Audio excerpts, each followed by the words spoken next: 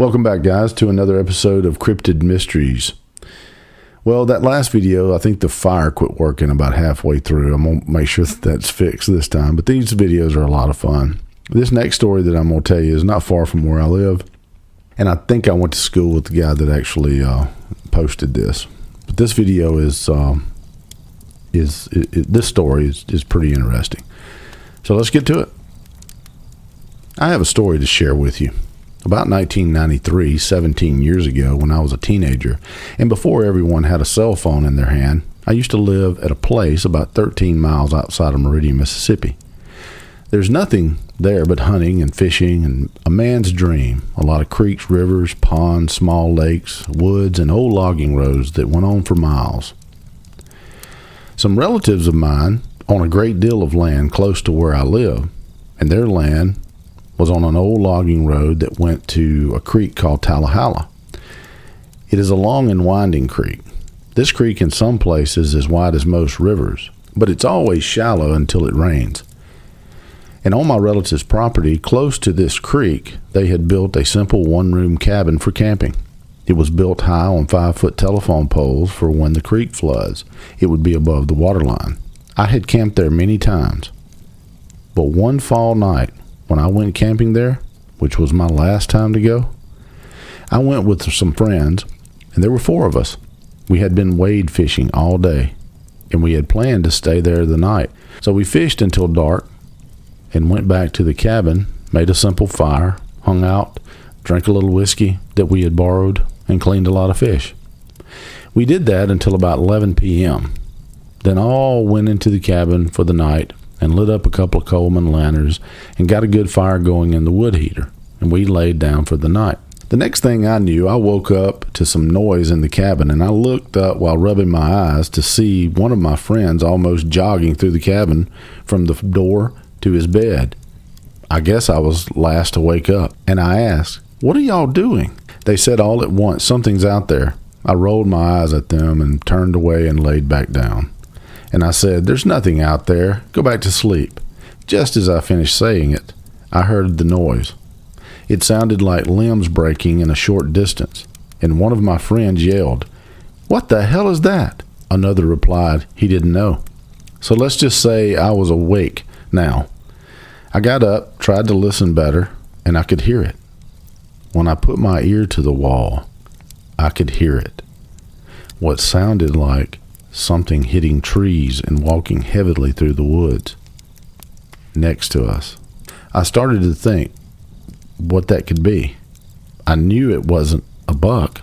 Rutting season is later in the year, and there are black bears here, but I never heard any commotion like this. Plus, it sounded like it was growling.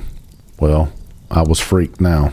My friends and I grew up hunting and fishing and camping in the woods, and are very experienced in sights and sounds of the woods and its animals. But I was not familiar with this type of sound and behavior.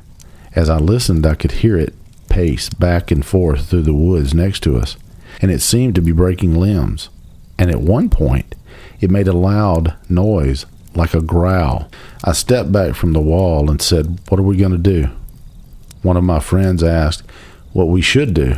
"What do you mean?" I said. "What if whatever that is tries to get in here?" A silence came over all of us, and we were all thinking about the same thing: protection. We scrambled to find what we had. I had a .38 snub-nose pistol with 5 shells that I always take camping.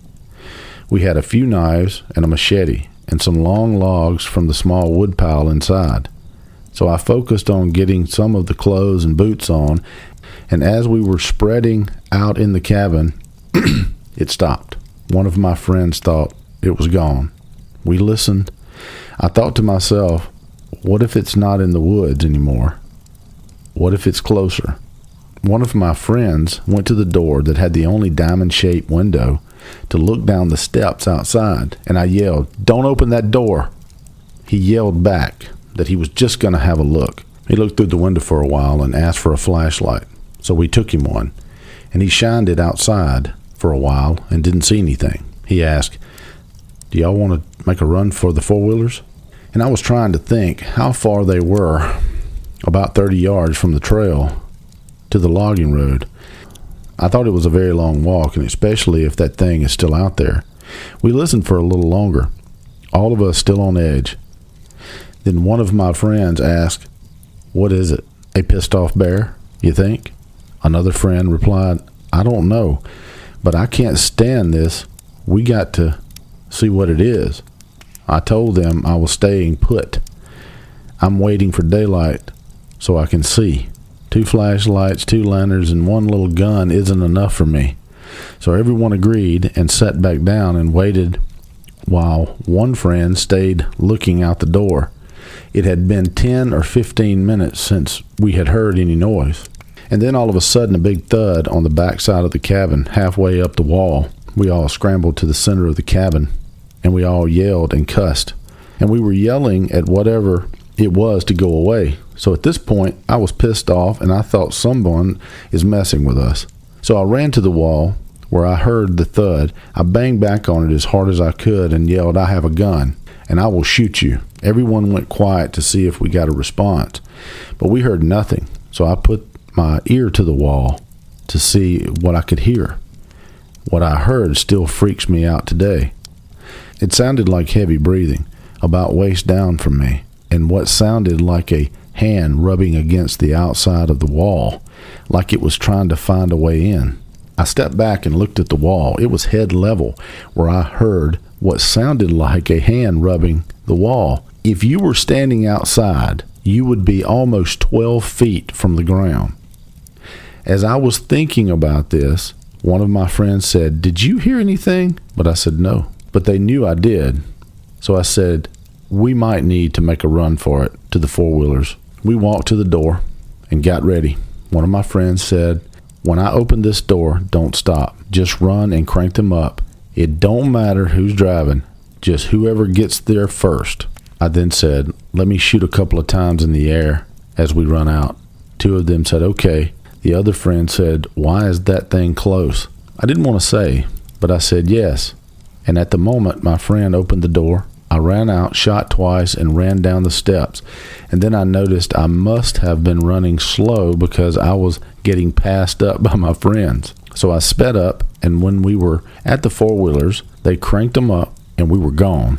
We had them wide open all the way home. I felt like something was going to snatch me off the back of the thing. So I stayed turned around so I could see behind us, but I didn't see anything. It felt like it took us forever to get back to the house. But at 50 miles per hour, it was probably only 15 minutes until we were back at home. At almost 3 in the morning, I banged on the door until my dad got up, and he was mad. He asked me, "I thought you were camping." He asked what happened, and I said, "We just wanted to come back here." He said, "Where's my cooler and the stuff you took?" I said, "Back at the cabin. We will get it tomorrow." I never saw him so mad that we left everything there, but he could see I was upset, so he left me alone and went back to bed. Needless to say, we did not sleep. We just talked about what it could have been and what was it doing. As we talked and fussed about, our courage was building as the daylight approached. So we waited until about 8 a.m. and loaded up some shotguns and rifles, and we went back ready for whatever we might have to face. When we got there, everything was in order, and they went inside. I went to the back of the cabin and looked up at the wall where I heard the breathing. It was about 8 feet, and where I heard the hand rubbing the wall was about 12 feet. I looked all over the ground, and there was no tracks of any kind, but the ground was hard. But as we searched the woods around the cabin, we did find limbs broke, pulled down from all different heights. Highest was 9 feet, and the lowest was 4 feet. No hairs, no smells, just broken limbs. We looked for hours, then we gathered our things, went back home, and we did not talk about it because we knew people would laugh and make fun of us. So I didn't talk about it again for a few years. It makes a great camping story, of course. People think you're pulling their leg or messing with them. I just laugh along. But I did go camping again a year or more later, just not there. I did go back to the cabin a few times to go fishing, but always during the day. I'm not scared of the woods. I grew up around here, but I do fear what might be in them. So what do I believe it was? I don't know. I didn't see it. So I tried not to think about what it could have been. I just know I don't take my surroundings lightly. And if there is a such thing as a Bigfoot or whatever's out there, I am sure as a wild beast or an animal, it doesn't want to be messed with and can be hostile like a bear. So be careful. Okay, guys, thank you for listening. And if you want to submit your own Bigfoot encounters or any cryptid encounters that you want to submit to the channel, you can do that by emailing it to me at stories@cryptidmysteries.com. That's stories@cryptidmysteries.com. Thanks again for watching. Hit that subscribe button and that notification bell, and be sure to share the channel with all your friends. And I can't wait till we produce the next round of content. Like I said, this is kind of fun for me. So thanks again, and until the next story, see you guys later.